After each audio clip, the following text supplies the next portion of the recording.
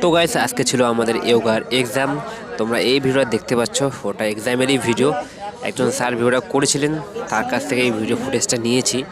তো আমাদের মোবাইল নিয়ে যাওয়া অ্যালাউ থাকে না, নাহলে তোমাদেরকে দেখাতাম ভিডিও করে কীভাবে এক্সাম হচ্ছে আর কি। তো স্যার একটু ভিডিও করেছে, ওটাই তোমাদেরকে দেখাচ্ছি। তো আজকে অনেকগুলোই আমাদের ব্যায়াম করতে হয়েছিল।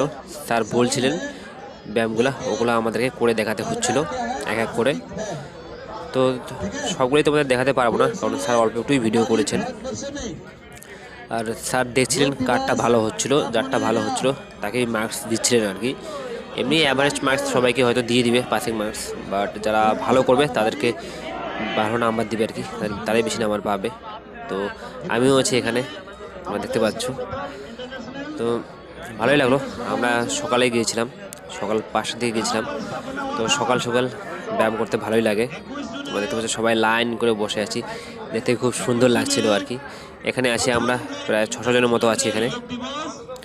তো 600 জন বসে একসাথেই ব্যায়াম করছি, এটা খুবই ভালো লাগে আর কি, একসাথে এতজন একসাথে ব্যায়াম করলে।